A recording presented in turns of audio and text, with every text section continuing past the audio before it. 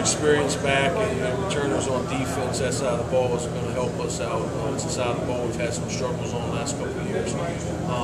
You know, we have a new defensive coordinator this year, made some staff changes, so we're excited to have some experience back. The front seven will be a pretty experienced group.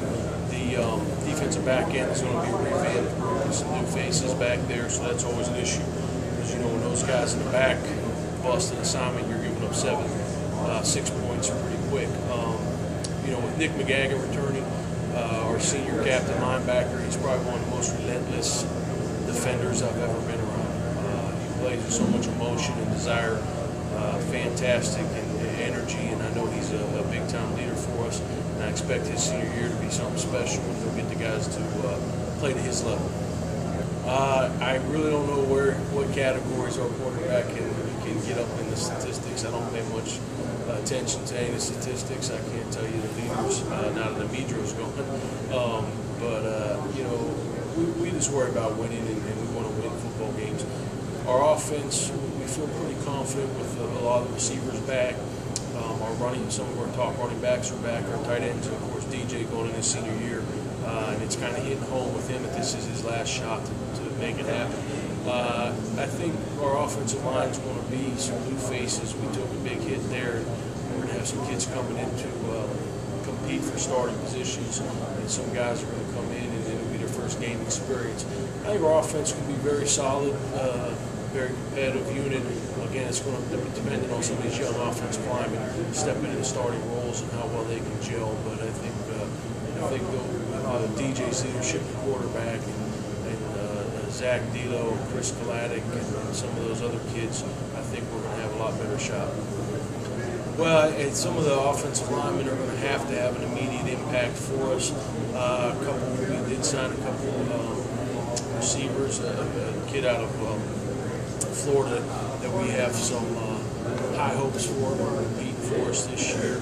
I think the biggest issue will be in the defensive backfield. There's going to be probably 2 to 4 starters that are new, have an impact for us on the back end of the defense this year.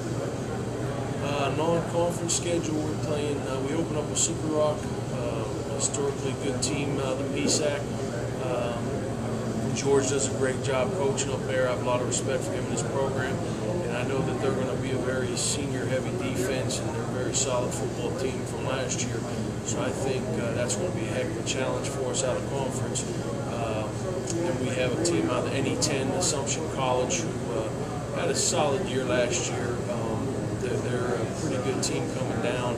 We don't know a whole lot about them just yet, you know, just preliminary film study, but I know they're going to play hard and be a well-coached team. Those are two, I think, quality Division II opponents. And then our third out of conference is Urbana out of Ohio, who will be a Division II opponent. And you know, we took some lumps last year playing those guys. They're a hurry-up, no-huddle offense, and they like to pressure you on defense. So we've played them a handful of times, so a little familiar with them. But I think it helps having all the Division II teams in the out-of-conference schedule, help strengthen the schedule for ourselves and for our conference.